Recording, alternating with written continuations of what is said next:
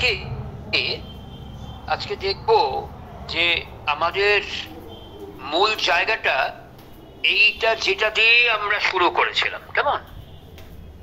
অর্থাৎ আমাদের মায়ের জন্মদিন থেকে মায়ের যোগের কথা দিয়েই শুরু করেছিলাম, বুক অফ যোগা, এটা মাদার যোগ, সেইখান থেকে আমরা শুরু করেছিলাম। আজকে নিয়ে আমরা শেষ করেই দিয়েছিলাম। গত দিনটা অসমাপ্ত হলো, যদি গত দিনটাকেও ধরি আজকে নিয়ে এটা নিয়ে 6 হচ্ছে, এবং অবশ্যই আজকে আমি শেষ করব। কোথায় বলে সেটাতে যাব যেখান থেকে, সেখানে একটু থাকবে বেদের কথা। বেদের কথা যদি না বলি আমরা, তাহলে আজকের অন্তত যেখানে আমরা দেখছি, গতদিন দেখেছিলাম সাবিত্রীর লাইনে nature and fate compel his free will's choice, আর আজকে যেখানে দেখছি, আজকে দেখছি truth made the world not a blind nature force. গতদিন দেখেছিলাম this is the mystic truth আর ইগনোরেন্স হাইড। এই যে গূঢ় সত্য, এটা আমাদের বুঝতে দেয় না ইগনোরেন্সি, অজ্ঞানতা এটাকে আমাদের কভার করে রয়েছে, যার ফলে আমরা বুঝতে পারি না। আর আজকের ট্রুথে বলা হচ্ছে ওই একই গতদিনের ক্লাসে কন্টিনিউ করছি, কিন্তু একটু অন্য লেখার মধ্যে গেছি। ট্রুথ মেড দি ওয়ার্ল্ড, একেবারে ভিন্ন। এতদিন যে ট্রুথ গুলোকে দেখে এলাম, conscious truth, divine truth, larger truth ইত্যাদি ইত্যাদি, আজকে বলা হচ্ছে truth made the world. Truth এই ওয়ার্ল্ডকে সৃষ্টি করেছে, সত্যই এই পৃথিবীকে সৃষ্টি করেছে। কোন সত্য? সেই বিদ, সেই জ্ঞান। এখন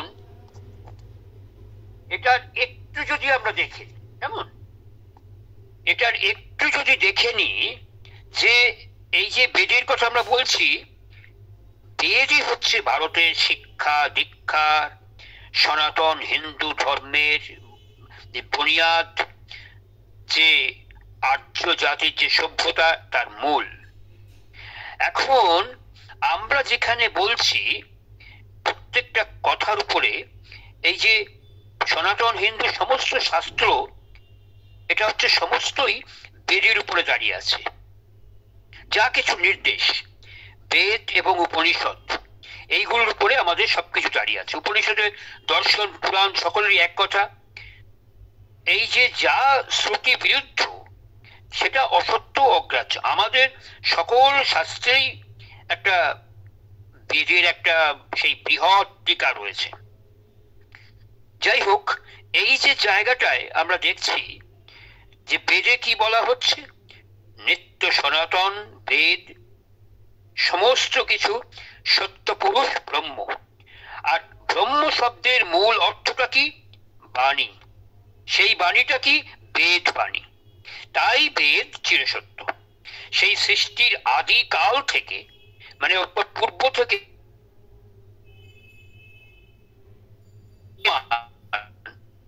কেউ সৃষ্টিও করেন, ঋষিরাও নন। ঋষিরা শুধু কিভাবে করেছেন? এটা দিব্য শ্রবণ, এটাকে বলা হয় মানে হিয়ারিং বা ডিভাইন হিয়ারিং, লিসনিং বা ডিভাইন লিসনিং। দিব্য শ্রবণে এরা শুনেছিলেন, আর দিব্য দৃষ্টিতে দেখেছিলেন, এবং ধরে সাজিয়ে গুছিয়ে চলেছেন। বেদ তাই অপৌরুষীয়, খাঁটি যে সনাতন হিন্দু, তার এইখানেই মূল। এখন এই যে বেদ আমাদের সমস্ত শিক্ষা দীক্ষা চর্চা, আমাদের অন্তরাত্মার যে প্রতিষ্ঠা, এইগুলো যদি আমাদের দেখতে হয়, এটারও দাঁড়িয়ে আছে কিসের উপরে? ট্রুথ, সত্যের উপরে। কেমন? অর্থাৎ সেই সত্য, যে সত্যকে নিয়ে আমরা আজকে নিয়ে 6টা হবে, একদম পরিষ্কার 6টা হবে, যেটাকে বলা হয় ধ্যান ধারণা সাধনা, যাই বলো। এইখানে আমাদের আজকে আমি একটুখানি এই সত্যকে একটু ডিফারেন্ট ভাবে দেখে নেব। মা শ্রী অরবিন্দ কি বলেছেন অবশ্যই যাব, সেটা যাব শেষে। কিন্তু এখানে দেখব যে মানে সারা পৃথিবীতে যদি আমরা শ্রী অরবিন্দের কথা ধরি, শ্রী অরবিন্দ তার দৃষ্টিতে তিনি যা দেখেছেন যে সবচেয়ে মানে কবি হিসেবে সবচেয়ে বড় স্থান দিয়েছেন তিনি দুজনকে, একজন বাল্মীকি, একজন শেক্সপিয়ার। এবং দুজনের মধ্যে কখনো ইনি একটু উপরে, কখনো ইনি একটু উপরে, এইভাবে করতে করতে তারপরে বলছেন যে শেষ অবধি কিন্তু তিনি একটু উপরে রেখেছেন বাল্মীকিকে, তার কবিত্ব প্রতিভা, কবিত্ব শক্তি ইত্যাদিতে। তার মানে বাল্মীকি, শেক্সপিয়ার তারা এইরকম একটা জায়গায়, সেই শেক্সপিয়ারের আমরা তিনটি নাটককে যদি আমরা দেখি, তিনটে, তাতে মূলত এই সত্যকে নিয়ে কি বলা আছে, পাশে শ্রীরামকৃষ্ণ কি বলছেন, বিবেকানন্দ কি বলছেন, তাদের ধ্যান ধারণা, এবং শেষে এই ট্রুথ, এই যে যেখানে আজকের ট্রুথ আছে, ট্রুথ মেড দি ওয়ার্ল্ড। কেন বলছেন শ্রী অরবিন্দ সাবিত্রীতে মাদার্স যোগায় যে truth made the world, not a blind nature force. For here not our large diviner heights are summits in the superconscious blaze, are glorious with the very face of God. There is our aspect of eternity. Okay? আচ্ছা, এবারে আমরা যদি পর দেখি, তাহলে মানে আমরা যে যুগাবতার শব্দটা বলি, যে যুগাবতার কেন বলি, একজন অবতারের যখন আবির্ভাব হয় সেই কালকে ধরে যুগাবতার বলি।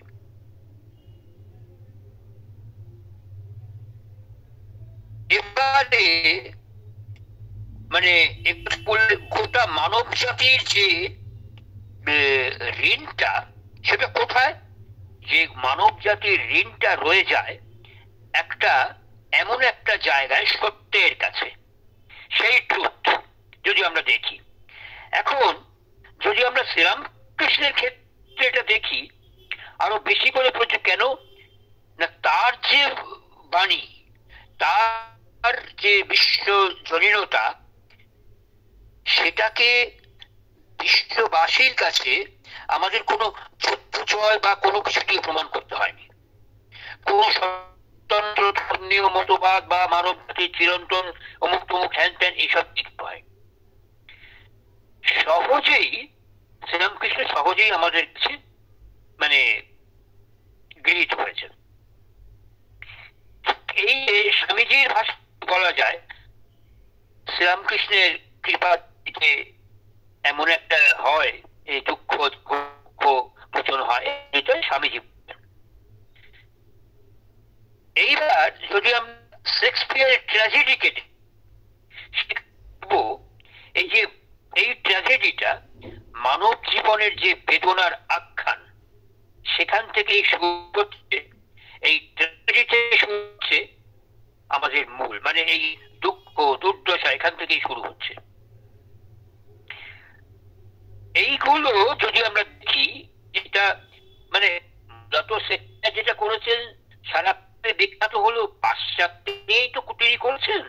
পাশ্চাত্য সভ্যতার যে উষা লগ্নটায়, সেখানে যে গ্রিক ট্র্যাজেডিকে তিনি দেখেছিলেন, সেই গ্রিক ট্র্যাজেডির দর্শনকে তিনি তার নিজের মধ্যে নিয়ে, তারপরে তার কল্পনা শক্তি, তার সঙ্গে বাস্তবকে মিশিয়ে তারপর তিনি দিয়েছেন তার যে ইনার অন্তরের যে প্রকাশ হয়েছে তার এতে, সেখানে থেকে তো এখন এগুলো আমরা দেখি ধীরে ধীরে ধীরে ধীরে এই নানান রকম ভাবে তিনি দিয়েছেন। সেইখানে এখন আমরা যদি শেক্সপিয়ারের তিনটে বিখ্যাত নাটক আছে, আপনাদেরকে আমি বলার জন্য এখনই বলতে পারি, মানে যদিও যে নাটকগুলো বলবো সে নাটক ছাড়াও তো বহু বহু নাটক আছে, কিন্তু বেসিক্যালি যে নাটকগুলোতে মূলত ট্রুথকে মূল প্রাধান্যটা তিনি ট্রুথকে দিয়েছেন। সহজেই সেটাকে দেখি আমরা কোনটে কোনটে। যদি দেখি আমরা প্রথমে দেখব যে একটাকে প্রথম যে জায়গাটা প্রথম তিনি দিয়েছেন সেটা হলো একেবারে ডিফারেন্ট একটা, যেখানে শ্রীরামকৃষ্ণ বলছেন ইংল্যান্ডে যে শেক্সপিয়ারের যখন জন্ম হয়েছে, শেক্সপিয়ারের জন্ম 200 বছর পরে শ্রীরামকৃষ্ণের জন্ম হয়েছে। কিন্তু কিন্তু শেক্সপিয়ারের জন্মের 200 বছর পরে যারা যারা এসেছে শ্রীরামকৃষ্ণ বা ইত্যাদি ইত্যাদি, তাদেরও যখন তারা ট্রুথকে নিয়ে বলছেন, দেখি আমরা যে ওই একই কথা আমরা সেখানে একইভাবে শুনতে পেয়েছি যা শেক্সপিয়ার বলেছেন। এটার আরো আরেকটা জায়গায় ঠাকুর বলেছেন, আরো বড় করে শ্রী অরবিন্দ বলছেন, যে সেই একটার উপরে জোর দেওয়া হচ্ছে ট্রুথ। মা বলছেন, মা তো অসাধারণ কথা বলেছেন। মা যখন বলছেন I came to India to meet Shri Aurobindo, একদম পরিষ্কার বলছেন। আর আই রিমেইন্ড ইন ইন্ডিয়া, আমি শ্রী অরবিন্দের সাথে সাক্ষাৎ করতেই আমি এখানে এসেছিলাম। I remained in India to live with Shri Aurobindo. আর তারপরে আমি ইন্ডিয়াতে থেকে গেলাম শ্রী অরবিন্দের সঙ্গে বাস করার জন্য। when he left his body, যখন তিনি তার শরীর ছেড়ে দিলেন, I continued to live here in order to do his work, which is by serving the truth and enlightening mankind. আমি আমার জীবনটা এখানেই কন্টিনিউইং করলাম, থেকে গেলাম। কেন না, যখন শ্রী অরবিন্দ তার দেহ ছেড়ে দিলেন, তার যে মূল কাজটা, by serving the truth and enlightening mankind, এই ট্রুথকে সার্ভ করা, এই ট্রুথকে সার্ভ করা, এই ট্রুথের মধ্যে বাস করা, ট্রুথকে আমাদের মধ্যে জাগিয়ে দেওয়া, তার জন্যেই, এবং এনলাইটেন ম্যানকাইন্ড, মানুষের অন্তরকে প্রজ্বলিত করার জন্য আমি এখানে রয়ে গেলাম। সাংঘাতিক কথা মা বলছেন। এবারে আমরা যদি দেখি যে যে নাটকের কথা আমরা মানে বলছি আর কি, শেক্সপিয়ারের যে তিনটির কথা সেই ট্রুথকে নিয়ে বলছেন, তার মধ্যে একটা হচ্ছে হ্যামলেট। হ্যামলেট, কিং লিয়ার আর টেম্পেস্ট। আশা করি আপনারা অনেকেই জানেন, যারা জানেন না তো আমি বলেই দেব। এই বিখ্যাত তিনটে নাটকের মধ্যে তিনি কিভাবে সত্যের উপরে জোর দিয়েছেন এই ক্যারেক্টারগুলোর উপরে। তারপরে আসবো মা, শ্রী অরবিন্দ, ঠাকুর, বিবেকানন্দ ইত্যাদি ইত্যাদি। সবাই এই ট্রুথকে নিয়ে কি বলেছেন। এই যে শ্রীরামকৃষ্ণের যে ঈশ্বর ধারণা, এই ধারণাটা কিসের উপরে দাঁড়িয়ে আছে? দাঁড়িয়ে আছে এই সনাতন ধর্মের এই প্রচলিত ধারণা যেটা আমরা করি সেইটার উপরে।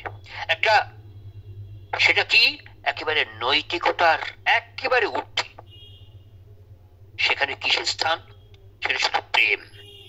এই প্রেম কার সঙ্গে? এই প্রেম শুধু ঈশ্বরের সঙ্গে, ঈশ্বর প্রেম। এটা ট্রুথ, এটাই হচ্ছে ট্রুথ। আর সেই দিক দিয়ে যদি আমরা দেখি মানব জীবন, এই মানব জীবনে যদি দুজন ভাষ্যকারকে দেখি, একজন শেক্সপিয়ার, একজন শ্রীরামকৃষ্ণ। শেক্সপিয়ারের প্রত্যেকটা নাটক দেখবেন একটা থেকে আরেকটা করে স্বতন্ত্র। আর এইখানে যে তিনটে নাটককে আমি এখনই বললাম, আপনার ওই কি বলে হ্যামলেট, কিং লিয়ার ও টেম্পেস্ট। এখন এই তিনটের মধ্যে দুটো কিন্তু ট্র্যাজেডি অফ শেক্সপিয়ারের মধ্যে পড়লো, শেক্সপিয়ারের যে ট্র্যাজেডি পর্বটা সেইখানে পড়লো, হ্যামলেট আর কিং লিয়ার। আর টেম্পেস্ট যেটা সেটা পড়লো কমেডির মধ্যে। কিন্তু এই তিনটি নাটকেই মূল ভাবনাটা কি? ঈশ্বর ভাবনা, বিভিন্ন ভাবে সত্যের ভাবনা, ডিভাইন, যেটা মা বলেছেন ডিভাইন, সেই ট্রুথ, ডিভাইন ট্রুথ, যেই ট্রুথ এই যে আজকে দেখলাম যে এটার সেই ট্রুথ আগের দিন যে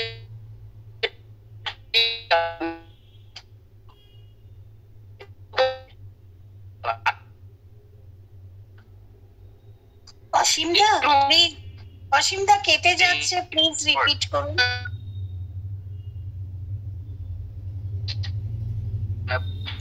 কিছু শোনা গেল না। আচ্ছা, এখনো প্রবলেম হচ্ছে, সেই ট্রুথ অবধি শোনা গেছে। আচ্ছা, এখন শুনছেন? হ্যাঁ, এখন আবার শোনা গেল। এখন কি শোনা যাচ্ছে? আচ্ছা, ঠিক আছে। আমি ট্রুথকে নিয়ে বলছিলাম। আমি, আপনারা শুনতে পাচ্ছেন না? হ্যাঁ, এখন শোনা যাচ্ছে। শোনা যাচ্ছে তো? হ্যাঁ। আচ্ছা, আমরা ট্রুথকে বলছিলাম।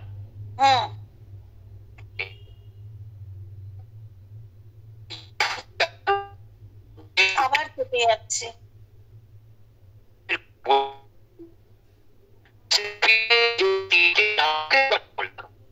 কথা আসছে না।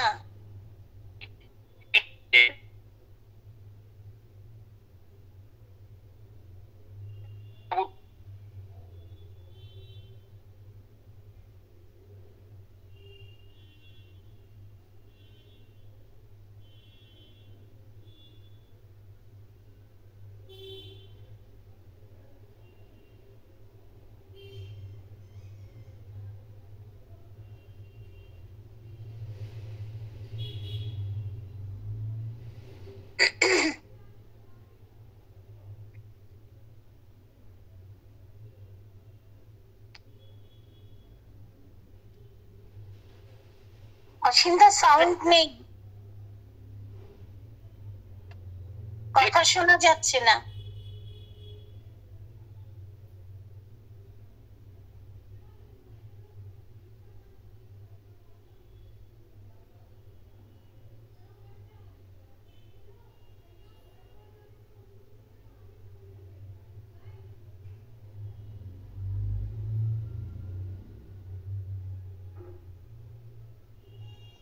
হ্যালো।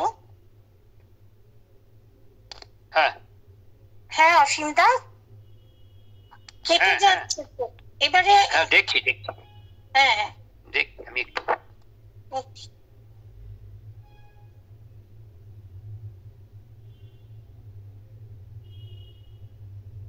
আমি এটা পরে আবার করলাম।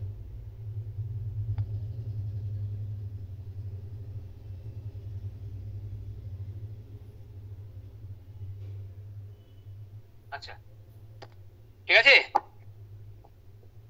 এখন তো এলো কথা, আবার অফ হয়ে গেছে। এখন ঠিক আছে তো? হ্যাঁ, আপনি বলুন, তাহলে বোঝা যাবে। আচ্ছা, ঠিক আছে। এখন এই যে জায়গাটা কারো একটা খোলা আছে বোধ হয়, ওই সেই থেকে, ঠিক আছে। যাই হোক, একটা ইকো হচ্ছে, জানি না কেন। যে আপনারা শুনতে পেলেই ভালো। হ্যাঁ, অসুবিধা এখন তো শোনা যাচ্ছে। বেশ, ঠিক আছে। আচ্ছা, যাই হোক, যেখানে আমরা দেখছিলাম যে ওই শেক্সপিয়ারের তিনজনের কথা বলছিলাম, তিনটে নাটকের কথা বলেছিলাম, সেই শেক্সপিয়ারের তিনটে নাটক হচ্ছে একটা হ্যামলেট, একটা কিং লিয়ার, আর একটা টেম্পেস্ট। কেন এই দুটো হচ্ছে, এই প্রথম দুটো হচ্ছে ট্র্যাজেডি আর শেষেরটা কমেডি, কিন্তু এই তিনটে নাটকেই ভূতের কথা রয়েছে, ঈশ্বর ভাবনা রয়েছে, কিন্তু বিভিন্ন ভাবে। তবে প্রত্যেকটা নাটকের কেন্দ্রে কিন্তু মানুষ, কোনটাই মানে ওই শাস্ত্র বাক্যে ঠাক্কে বাধা ফাধা না, একেবারে যে মানুষ তার অভিজ্ঞতার আলোয় যে সত্য দৃষ্টিকে অর্জন করেছে, সেইটা হচ্ছে মূল জায়গা, যে যে সত্য দৃষ্টি সেই ঈশ্বর এখানে দেখানো হয়েছে। এডওয়ার্ড ডাউডেন যে শেক্সপিয়ারের নাট্য জীবনকে নিয়ে লিখেছেন, তিনি একটার পর একটা এগুলোকে ব্যাখ্যা করেছেন যে কিভাবে যে শেক্সপিয়ারের যে ব্যক্তিগত জীবন, সেখান থেকে কিভাবে এসে দাঁড়িয়ে যখন নাকি তার একমাত্র পুত্র হ্যামনেট মারা যাওয়ার পরে তার মানসিক অবস্থা কোথায়, এবং ধীরে ধীরে ধীরে ধীরে তিনি আবার সেই ট্রুথকে আঁকড়ে ধরছেন, এটা তিনি এডওয়ার্ড ডাউডেন বলেছেন। এবং এই হ্যামলেট যে রচিত হয়েছে 1601 সালে, আপনাদের কারো যদি ওই অডিও বা ভিডিওটা খোলা থাকে একটু বন্ধ করে দিন তো, এখানে হচ্ছে মানে আপনার একটা সাউন্ড হয়ে যাচ্ছে আর কি, জানি না কেন, যাই হোক। তো সেইখানে দেখা যাচ্ছে যে হ্যামলেট এটা রচিত হয়েছে 1601 সালে। এখানে কি একটা সঠতা, প্রতিশোধ স্পৃহা এইরকম নিয়ে, মানে এটা এখানে না, এটা ডেনমার্ক যে জায়গাটা তার একটা পটভূমিকা, একটা নাটকটা। তার যে নায়ক সে একেবারে দার্শনিক মানসিকতায়, যাকে বলে একেবারে ঋদ্ধ। যাই হোক, সে যখন নাকি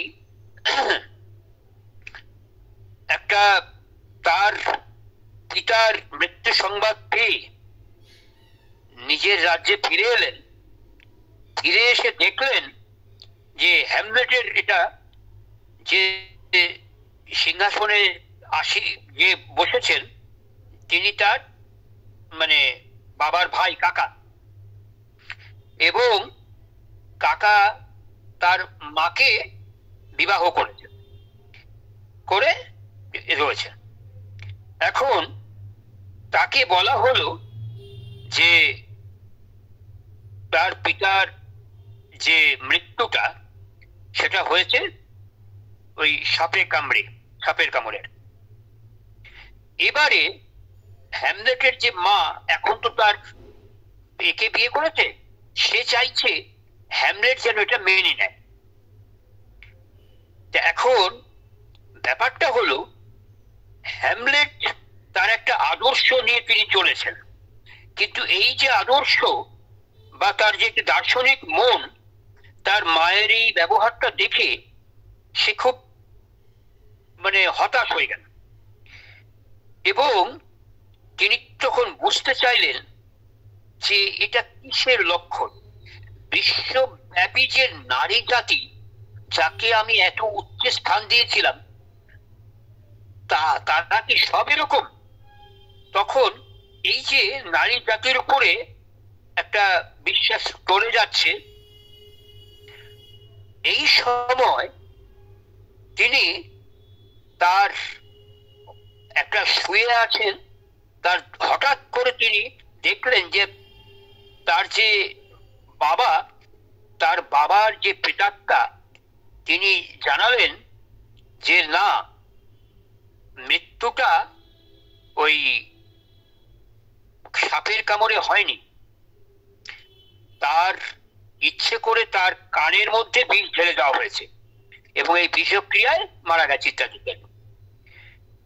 এখন এই যে সময়টায় যখন নাকি এটা তিনি শুনলেন, তার তখন একটা প্রতিশোধের স্পৃহা এলো, যে প্রতিশোধ আমি নেব।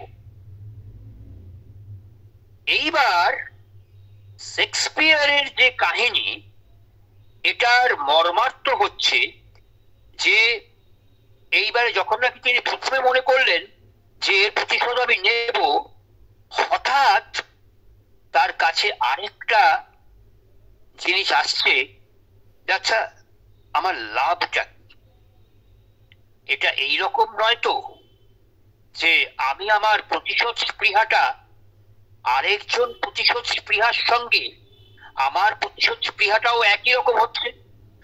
কারণ আমার যদি দেখি যে সে তো তার উপর যদি তাকে ছেড়ে দিই, যে সে নিজের মতন করেছে, আমি তো আমার এটা চাপিয়ে দিতে পারি না, কিন্তু তাহলে কি মনে হয় না যে না এটা আমার প্রতিশোধ স্পৃহা, এটা আমার অন্তরের আসল ব্যাপারটা না? এইটা যখন তিনি ভাবছেন, ভাবতে ভাবতে ভাবতে ভাবতে একটা জায়গায় তিনি বুঝতে চাইলেন যে তার একটা প্রাণের একটা যন্ত্রণা হচ্ছে। মূল ট্র্যাজেডির বিষয় এইটাই, কিন্তু সত্যটাকেও তিনি আবার ছাড়তে পারছেন না, যে যদি আমি এটা করি তাহলে তো আমি সত্য থেকে বিচ্যুত হব। এই যে জায়গাটা, এই জায়গাটা থেকে বারবার বারবার করে, কিন্তু এই সত্যটা কিন্তু এটাকে ডিভাইন ট্রুথ বলা হবে না। তার কারণ ডিভাইন ট্রুথ একটু অন্যরকম। এইবার এই যে সত্যটা, তবে এটারও একটা দিক আছে। সেই দিকটা হলো তাকে একটা বারবার করে ভেতরের কেউ একটা মানে পুশ করছে, কেউ ঠেলছে যে না না না না না, তুমি এটা করো না, তোমার এটা করা মানে তুমি সত্য থেকে বিচ্যুত হবে। এই যে ঠাকুর বলেছেন এই জায়গাটায় যে সত্য কথা হলো কলির তপস্যা, হ্যামলেট আমাদের সামনে তুলে ধরছে সেই কত কঠিন সেই তপস্যার ব্রত। পিতার আত্মা তাকে বলে গেছে, আবার দেখা যাচ্ছে যে পিতার ভাই মানে কাকা যে সে মিথ্যা গল্প খেলেছে। এখন হ্যামলেটের সমস্যা যেটা, যে কোনটা ঠিক, যে আত্মা যে বলছে সেটা কি সত্যি পিতার আত্মা, তার যে নিশ্চয়তা কোথায়, বা তার যে শোনানো গল্পটা সেটাই যে সঠিক, তার বা নিশ্চয়তা কে দেবে? আর যদি তা মিথ্যা হয় তবে প্রতিহিংসা নিতে গিয়ে আরেকটা যে হত্যা, তাতে কি তার মূল সত্য থেকে সে সরে যাবে না? এই যে জায়গাটা, এইখানে তার মনের যন্ত্রণা চোখে মুখে ফুটে উঠছে। এইখানে হ্যামলেটের কাছে তার যে কাকা হ্যামলেটের কাছে ধরা পড়ে গেছে ভেবে সে একটা নতুন ষড়যন্ত্র করতে লাগলো। তখন হ্যামলেট কি করলো, এই সব এড়িয়ে যাচ্ছে আস্তে আস্তে।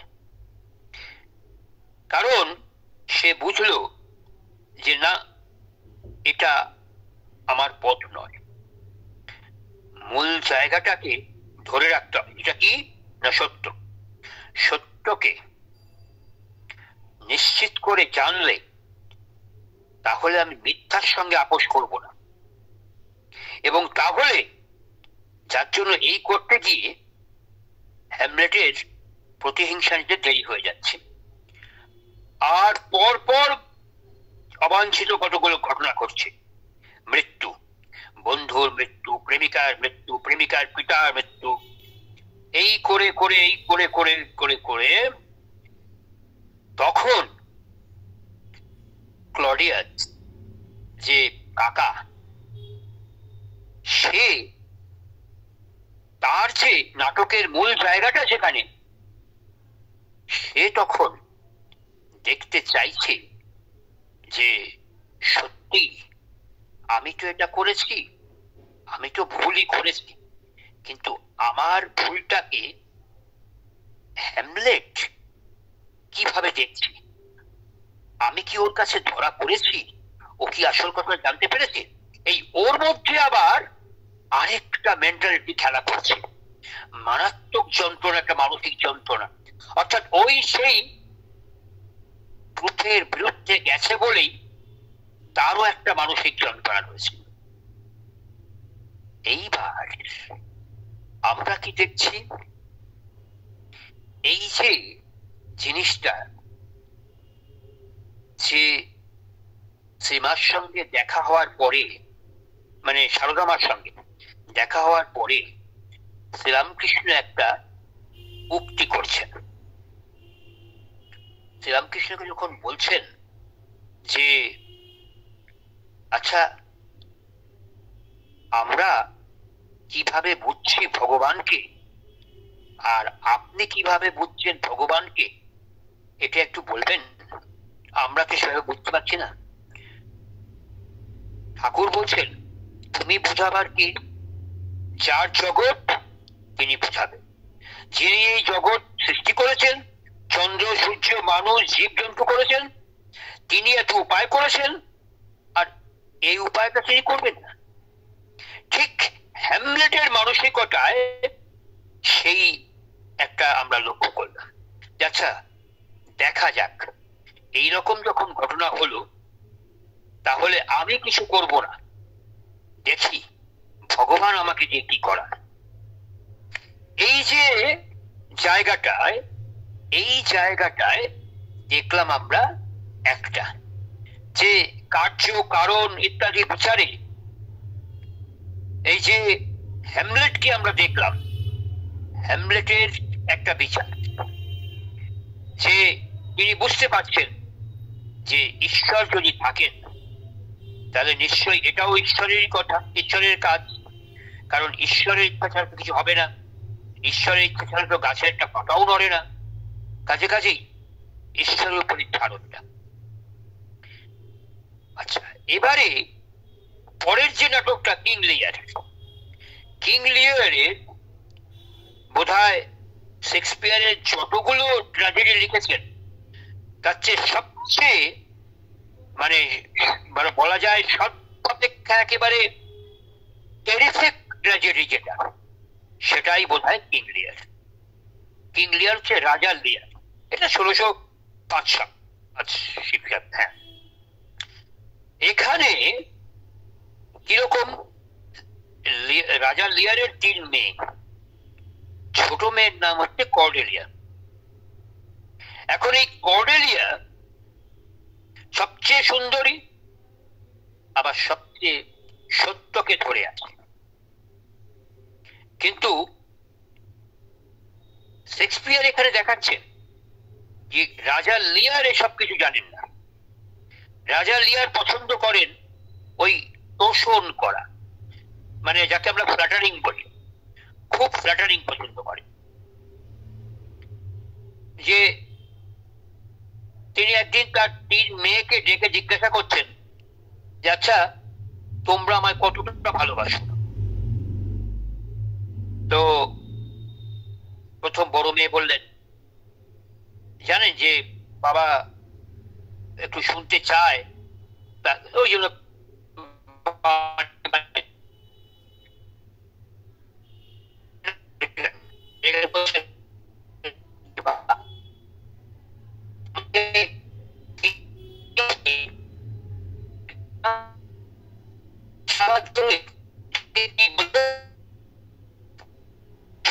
কিছু বোঝা যাচ্ছে না। ভালোবাসি।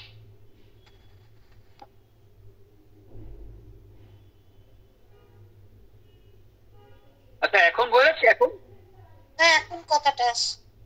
আচ্ছা, ঠিক আছে। বললেন যে তোমাকে আমি কিরকম ভালোবাসি সে তো আমি এমনি বোঝাতে পারবো না। আমি তোমাকে বলতে পারি যে এই যে সমুদ্র, এই সমুদ্র যেরকম বিশাল, আমি তোমাকে ওই রকম ভালোবাসি। শুনে খুব খুশি হলেন। খুশি হওয়ার পরে তাকে প্রচুর সম্পত্তি দিলেন। এইবারে মেজো মেয়েকে জিজ্ঞাসা করে তুমি আমাকে কিরকম ভালোবাসো। এবারে মেজো মেয়ে বড় মেয়েটা শুনে নিয়েছে। তিনি বললেন, বাবা আমি তোমাকে কিরকম ভালোবাসি জানো? এই আকাশ যেরকম বিশাল, ওই আকাশের এরকম। কারণ ও বলেছে সমুদ্র, ও বলেছে আকাশের মতো। খুব খুশি। তাকেও অর্ধেক আবার দিয়ে দিলেন, সম্পত্তি দিলেন।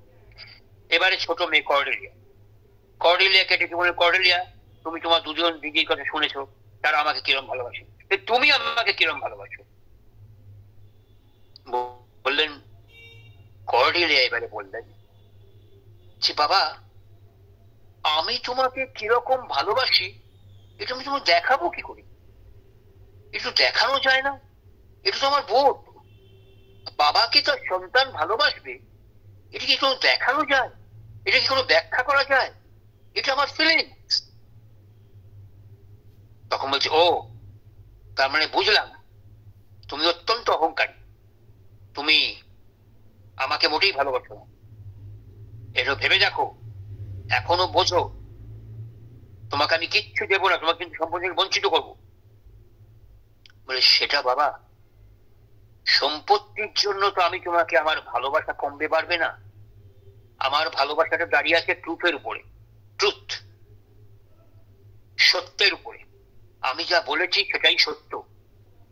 তো আমি সত্যকে অ্যাভয়েড করে আমি কিছু করতে পারবো না। আমি যা বলেছি সেটাই সত্য। আমার ভালোবাসা দেখানো যায় না।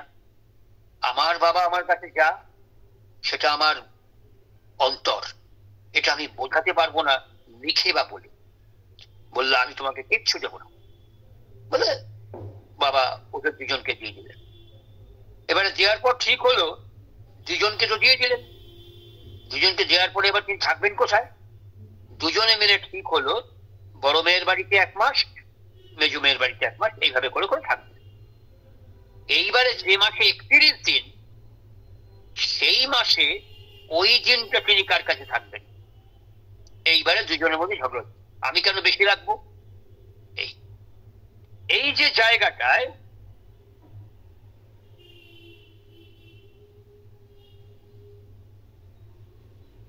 জিনিস হতে শুরু করলো, তার চিন্তাধারাটা তার মেয়েদের ব্যবহারে বদলে যেত। যে না মানে আমরা প্রথমে দেখছি কর্ডেলিয়া এইসব বলার পর তার যখন নাকি বাবা তাড়িয়ে দিলেন, তার ভাবি স্বামীর হাত থেকে তিনি চলে গেলেন। কিন্তু এই নাটকের যে কেন্দ্র, সেখানে কিন্তু ট্রুথটা দাঁড়িয়ে আছে। সেখান থেকে কিন্তু ঘুরে ফিরে আসছে এই প্রসঙ্গটা। এই যে দুই মেয়ের যে মিথ্যে আশ্বাস দিল, সেটা কখন তিনি বুঝতে পারলেন?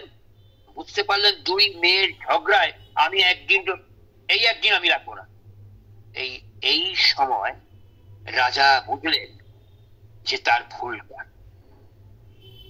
তখন এক ঝড়ের রাতে খোলা আকাশের নিচে আত্মীয় পরিজনহীন লিয়ার, বলতে গেলে তিনি প্রায় পাগলের মতো, যে এই যে দুই কন্যা নিষ্ঠুর আচরণ করলো তার প্রতি, এই সময় তাকে যে অ্যাট্রাক্ট করলো একটা সম্পূর্ণ একটা মানে যাকে বলে একটা পাগল ভিক্ষুকের ছদ্মবেশে আসা একটা লোক, একটা অশিক্ষিত পাগলাটে, অথচ তার কাছে আশ্চর্য একটা সত্য দৃষ্টি। তার এই সত্য দৃষ্টি তাকে অ্যাট্রাক্ট করল। এইবারে তার যে আচরণটা, এইখানে লিয়ার আস্তে আস্তে আস্তে আস্তে একেবারে চুপ হয়ে যেতে লাগলো। এবং তারপরে কি দেখা গেল? তারপরে দেখা গেল লিয়ার প্রায় পাগলের মতন হয়ে গেল। কিন্তু পাগল যখন তিনি হলেন, যখন উন্মাদ হয়ে গেলেন, তখন তিনি মানব জীবন, এই মানব সমাজ, তার মূল জায়গাটায় বলল, এর মূল দাঁড়িয়ে আছে একটা গভীর সত্য। তিনি পাগল হওয়ার পর এটা বুঝলেন, বাউলের সেই কথা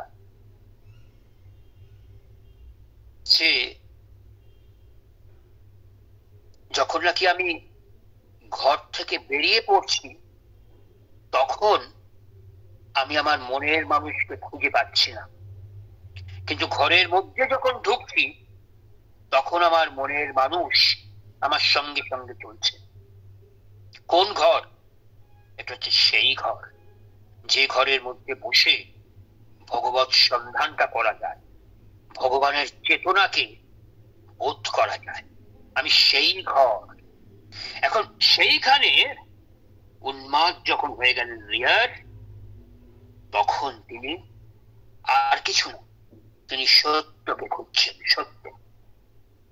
এখন এখানেও আমরা আবার যদি ঠাকুরের কথা আনি, ঠাকুর বলছেন যে শ্রীমদ্ ভাগবতে আছে যে যে ব্যক্তি ঈশ্বর দর্শন করেছে, ঈশ্বর দর্শনের 4টি লক্ষণ হয়। একটা হয় বালকবধ, একটা হয় পিশাচবধ, একটা হয় জড়বধ, একটা হয় উন্মাদবধ।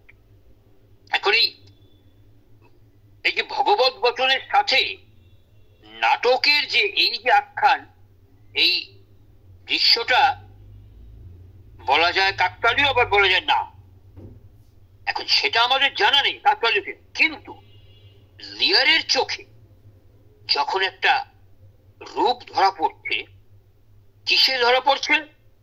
যখন নাকি লিয়ার পাগল হয়ে গেল, যখন তার ইগোটা নিয়েছিলেন যে না আমি সব, মেয়েরা যা বলছে ঠিক, যখন নাকি ধাক্কা পেয়ে প্রায় পাগলের মতন, তখন সত্যকে নিয়ে তিনি আঁকড়াতে ধরতে চাইছেন, এবং সেটা বলে সাংঘাতিক।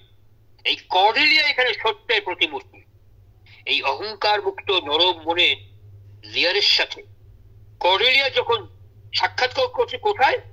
শেষকালে ওই কর্ডেলিয়ার কাছেই যেতে হলো। কর্ডেলিয়া বাবাকে নিয়ে চলে যাচ্ছেন।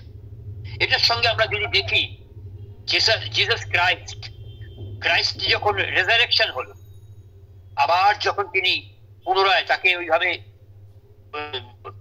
ক্রুশবিদ্ধ করার পরে তিনি আবার যখন ভক্তের কাছে দেখা দিচ্ছেন, সেই যে জায়গা রেজারেকশনের সময়, এটা অনেকটা লিয়ারের এটা দেখি। এটা হলো আমরা দেখলাম কিং লিয়ার। আচ্ছা, এইবার এই দুটো দেখা গেল। এইবার দেখছি আমরা টেম্পেস্ট আমরা দেখছি শেক্সপিয়ারের, বলা যায় যে নাট্য জীবন তার শেষতম বলে ধরা যায় টেম্পেস্ট। এখানে যে ক্যারেক্টারটা প্রসপেরো, তিনি যাকে মানুষ করেছেন, আমরা দেখতে পাবো সেই শকুন্তলা কর্ণমণি, আর এখানেও সেই কর্ণমণির জায়গাটায় আমরা দেখতে পাই প্রসপেরোকে। যা যা এখানে সেই শকুন্তলার যে যখন নাকি তার ওই রাজা দুষ্মন্তর সঙ্গে তিনি মিলছেন, এখানেও আমরা দেখছি ফার্দিনান্দ। এটা হচ্ছে টেম্পেস্ট নাটক। মানে একেবারে বলা যায় যে এই কালিদাসের এইটার সঙ্গে যেন টেম্পেস্ট নাটকটা মিলে যায়। যাই হোক, এইখানে 1610 কি 11 সাল বোধ হয়, সম্ভবত ওই 11 সালই হবে, প্রথম যখন নাকি এটা হয়, তখন আমরা দেখি যে শুরু হচ্ছে যেখানে প্রসপেরোর মুখ থেকে আমরা কি শুনছি, যখন নাকি প্রসপেরো নিজের রাজ্য, এটা হচ্ছে মিলান মানে ইতালিতে, সেখান থেকে তিনি নির্বাসিত হচ্ছেন, সেখান থেকে তিনি নির্বাসিত হয়ে যখন নাকি তিনি পার্থিব জগতে, তার পার্থিব জগতের মূলটাকে দেখতে চাইছেন, যে আসলে তিনি ছিলেন জাদুকর, জাদুবিদ্যায় আরো বেশি পারঙ্গম হয়ে ওঠা ছিল তার একটা লক্ষ্য। এখানে এই যে জাদুবিদ্যা তাকে পার্থিব জগতের জ্ঞান দিয়েছেন, তিনি বুঝলেন যে এটা খুব সীমিত, এটাই সব নয়।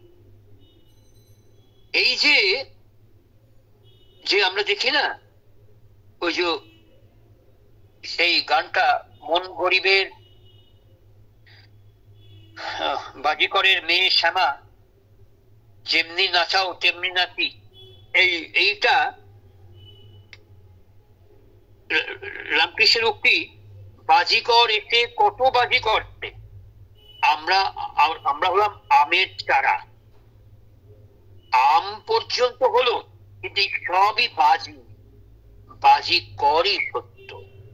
অর্থাৎ এই যে অতীত অভিজ্ঞতা, এই যে দ্বীপের নির্জন বাস, এই নির্জন বাসে গিয়ে বারবার করে শ্রী অরবিন্দ বলেছেন সেক্লুশন, যে সেক্লুশনে গিয়ে শ্রী অরবিন্দকে দেখার পরে রবীন্দ্রনাথ অবাক হয়ে গেছেন। এই যে নির্জন বাস, এই নির্জন বাসে এসে আসার পর তিনি একটা প্রজ্ঞা, মূল জ্ঞান, সেইটা থেকে তিনি এই প্রজ্ঞা তিনি ফিল করছেন যে কাকে বলে, যে মূল জ্ঞানটা কোথায় তিনি উপলব্ধি করছেন। এই যখন নাকি তিনি একা, তাকে তাড়িয়ে দেওয়া হয়েছে, নির্বাসন দেওয়া হয়েছে, নির্বাসনে বসে তিনি আস্তে আস্তে আস্তে আস্তে এই যে তার পার্থিব শক্তি, তার এই পার্থিব শক্তির যে প্রতীক, এই যে জাদুবিদ্যা, এটাকে বিসর্জন দিয়ে একটা হেভেনলি মিউজিক, তিনি সেই হেভেনলি মিউজিকের উপরে ঈশ্বরের করুণা কামনা করছেন। ঈশ্বর, তুমি আমাকে দেখাও যে কোনটা সত্য, সত্যকে দেখতে চাইছেন। এখন এইখানে আমরা দেখি যে এই যে আমরা এখানে নিয়ে এলাম, এ সম্বন্ধে একটু যদি বিবেকানন্দকে নিয়ে আসি, বিবেকানন্দ কিন্তু একটু অন্য কথা বলেছেন।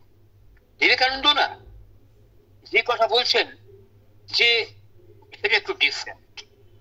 আমরা যদি দেখি এইখান থেকে একটু মানে ঠাকুরের কথা বলছি বা এই সবার কথা বললাম, বিবেকানন্দ তিনিও সত্যকে নিয়ে, কিন্তু মূল জায়গাটায় শুদ্ধানন্দ বলছেন যে একদিন দেখছি বিবেকানন্দ অনেকগুলো লোককে নিয়ে বসে আছেন,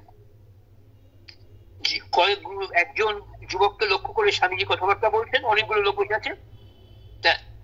সেটা হচ্ছে যুবকটি কে না বেঙ্গল থিওসফিক্যাল সোসাইটির ঘরে থাকে। সে বলছে আমি নানা সম্প্রদায়ের কাছে যাচ্ছি, কিন্তু সত্য কি সেটা নির্ণয় করতে পারছি না।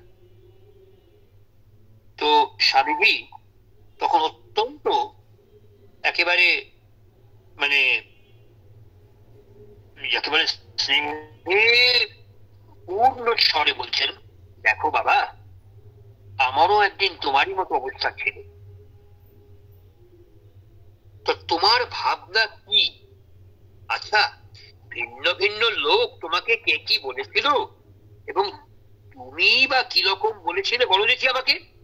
তখন সেই ছেলেটা বলতে লাগলো যে দেখুন, আমাদের যে সোসাইটি, মানে থিওসফিক্যাল সোসাইটির কথা বলছেন, সেখানে ভবানী শঙ্কর নামে একজন পণ্ডিত প্রচারক আছেন, তিনি আমায় মূর্তি পূজার দ্বারা আধ্যাত্মিক উন্নতির যে বিশেষ সহায়তা সুন্দররূপে বুঝিয়ে দিলেন।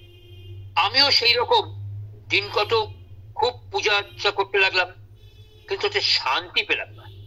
সেই সময় একজন আমাকে উপদেশ দিলেন, দেখো, মনটাকে একেবারে শূন্য করবার চেষ্টা করো দেখি, তাতে পরম শান্তি পাবে।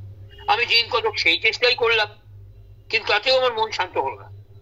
আমি এখনো একটি ঘরে দরজা বন্ধ করে যতক্ষণ সময় বসে থাকি, কিন্তু শান্তি লাভ কিছুতেই হচ্ছে না। আপনি বলতে পারেন কিসে শান্তি হয়?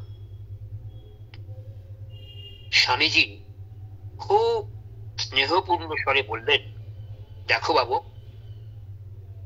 তুমি যদি আমার কথা শোনো, তবে তোমাকে আগে তোমার ঘরের দরজাটা খুলে রাখতে হবে। তোমার বাড়ির কাছে, পাড়ার কাছে কত অভাবগ্রস্ত লোক রয়েছে, তোমায় তাদের যথাসাধ্য সেবা করতে হবে। যে পীড়িত, তাকে ওষুধ পথ্য জোগাড় করে দিনে এবং এই শরীরের দ্বারা সেবা শুশ্রূষা করলে, এইগুলো যে খেতে পাচ্ছে না তাকে খাওয়ানো, যে অজ্ঞান তাকে যে তুমি লেখাপড়া শিখেছো মুখে মুখে যতদূর হয় বুঝিয়ে দিলে। আমার পরামর্শ যদি চাও, তাহলে এইভাবে যথাসাধ্য লোকের সেবা করতে পারলে তুমি মনের শান্তি পাবে। এখন এইখানে আমরা দেখব, এটা স্বামীজির কথা, ঠাকুরের কথা ভিন্ন। সত্যকে তিনি বলছেন তুমি তাদের এইভাবে পাবে, তিনি শুধু এইটাই বলেন, আরো অনেক কিছু বলেছেন, কিন্তু যখন নাকি একে বলছেন সেইটার কথা। এইবার আমরা যদি দেখি মা কি বলছে, এইখানে দেখব মা একেবারে একটা ডিফারেন্ট জায়গায় নিয়ে গেছে। সেটা কি? সেটা হলো যে মা বলছেন, যখন দেখবে কোনো কিছুই তোমাকে বিচলিত করতে পারছে না, আর সর্বক্ষণ তুমি বেশ খুশিতেই আছো, তুমি জানবে এটা উচ্চ চেতনার প্রভাবেই হচ্ছে। এই উচ্চ চেতনাটা কি? একজন সাধিকা মাকে জিজ্ঞাসা করেছিলেন যে মা, কখন কেমন করে আমি জানবো যে উচ্চতর চেতনা লাভ করেছি? মা বলছেন, when nothing will be able to disturb you anymore and always you will feel happy. যখন তুমি দেখবে যে কোনো কিছুটাই তোমাকে বিচলিত করতে পারছে না, আর সর্বক্ষণ তুমি বেশ খুশিতে আছো, তুমি জানবে তখন তুমি একটা উচ্চতর চেতনা লাভ করে। This is called truth. This is called Chaitanya লাভ। এই উচ্চ চেতনা, হায়ার কনসিয়াসনেস, এটা হচ্ছে একটা কেন্দ্রীভূত সমাজ চেতনা। এর মিল রয়েছে ভগবত চেতনার সঙ্গে।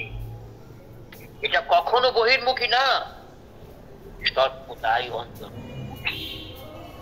সুতরাং সেখানে বাইরের যে মানুষের সুখ দুঃখ কামনা বাসনা চিন্তা ধারণা কোন স্থান, এই যে বাইরের যে বেদনা বোধ, সেটা বাইরেই থাকবে, সেটা কখনো ভেতরে ঢুকতে পারবে না।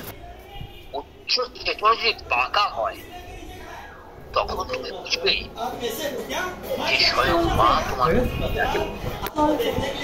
এইটা এবং সেই যে চেতনা, সেই চেতনা এলে সব কিছু রহস্যের সমাধান জানতে পারা যায়, যা মনের প্রাণের দেহের জানার সীমার বাইরে। যত কিছু জটিল প্রশ্নের জবাব সম্বন্ধে তোমার ধারণাই ছিল না, তাও সব জানা হয়ে যায়। সে জানা কিন্তু মনের মধ্যে বুদ্ধির জানা নয়, তা হলো অন্তরের মধ্যে বোধি। এই বোধির মধ্যে যে বোধ, দেখে জানা নয়, নিজে হয়ে জানা, একেই বলে শিখতে লাভ। একেই বলে যে ভগবত সাধনাতে একটা পরম সার্থকতা। এইখানে এই যে সমস্ত কিছু মা, এই যে যা কিছু ব্যবস্থা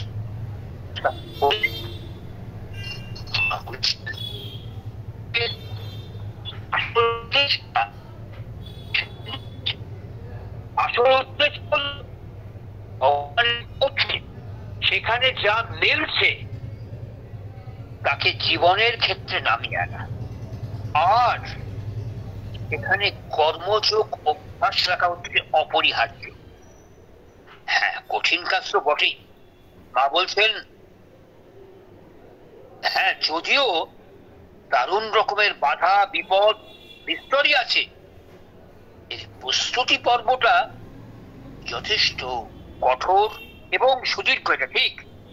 এতৎ সত্ত্বেও যখন তাঁর সাহায্য কৃপা রয়েছে আমাদের জন্য, তখন নিশ্চয়ই আমরা এইখান থেকে সাফল্য লাভ করব।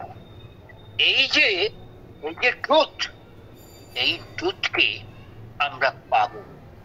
এই যে চেতনা, এই যে ট্রুথ কনসিয়াসনেস, এই যে হায়ার ট্রুথ, এই যে মিস্টিক ট্রুথ, লার্জার ট্রুথ, যে ট্রুথ এই ওয়ার্ল্ডকে বানিয়েছে, not a blind nature force, for here are not all large diviner heights, a summits in the super conscious place. অর্থাৎ আমাদের একটা মানে যেটাকে আমরা বলছি, এখানে আমাদের একটা অন্ধ মানে ব্লাইন্ড এই নেচার ফোর্সে কিন্তু এই ওয়ার্ল্ড সৃষ্টি করেনি। এটা যা দেখছো তোমরা এইসব উপরে, এই ওয়ার্ল্ডটা সৃষ্টি করেছে ট্রুথ। অর্থাৎ এই ট্রুথটা কে? এই ট্রুথটা তো সেই গড, যেই গডকে আমি আমার ভেতরে প্রতিষ্ঠিত করব। এই প্রতিষ্ঠিত করব কি করে? সেই মাকেই তো ধরতে হবে। এই যে বারবার করে মা মা মা মা করা, তার কারণ কি? একটা ভাইব্রেশন তৈরি করা, ভাইব্রেশন তৈরি করে মাকে বোঝানো যে মা আমি জানি না, কিন্তু আমি জানতে চাই, আমি বুঝি না, কিন্তু আমি বুঝতে চাই। আমার এই যে সত্য, এই সত্য কোথায়? এই সত্যকে তুমি আমার মধ্যে যে আমি ধরে আছি, সেটাকে বুঝতে আমায় সাহায্য করো। Then we will realize truth made the world, not a blind nature force, for here are not all large diviner heights, are summits in the superconscious. Superconscious place are glorious with the very face of God. Superconscious কি? চেতনা, এই যে পড়া চেতনা, এটা আসলে আমাদের summit, এই যে আমাদের উচ্চতা, শৃঙ্গ, সামিটস are glorious with the very face of God. এই যে গ্লোরিয়াস কি? একেবারে মানে মহিমাময়, এইটা হলো ভগবানেরই ফেস, সেই glorious face of god. There is our aspect of eternity, সেখানেই রয়েছে আমাদের ইটার্নিটি, আমাদের শাশ্বতের স্বরূপ। This is called truth. এই ট্রুথ আমাদের অঙ্গে অঙ্গে স্থাপিত হবে। যে কথা শ্রী অরবিন্দ বলেছেন, সাবিত্রীকে মায়ের যোগ, যে যোগটা আমরা কন্টিনিউ করছি পর পর পর পর, আজকে নিয়ে বোধহয় 6টা চ্যাপ্টার হলো, যে ট্রুথ শেষ পর্যন্ত আমরা দেখছি। গ্রেটার ট্রুথ দেখেছি, লার্জার ট্রুথ দেখেছি, ডিভাইন ট্রুথ দেখেছি, সিক্রেট ট্রুথ দেখেছি, আমরা মিস্টিক ট্রুথ দেখেছি। আজকে দেখলাম এই যে world Truth make the world, not a blind nature force. বিজ্ঞান বলছে, আগে বলেছিল যে একটা ওই বৃক্ষ রহস্যকে বলতে গিয়ে একটা বিরাট বিস্ফোরণ, তাতে পৃথিবীর সৃষ্টি, আর সেই জল থেকে সৃষ্টি। এখানেও বলা হচ্ছে ট্রুথ সবচেয়ে আধুনিক সত্য। এই সত্যের পথেই আছে। যত কিছু মিথ্যা আমরা দেখি আমাদের কাছে মনে হতে পারে কেন কেন কেন কেন কেন, আসলে সব ওপরের পুরর যেটা রয়েছে সেটা বাইরে আসবেই আসবেই আসবে। কেমন করে?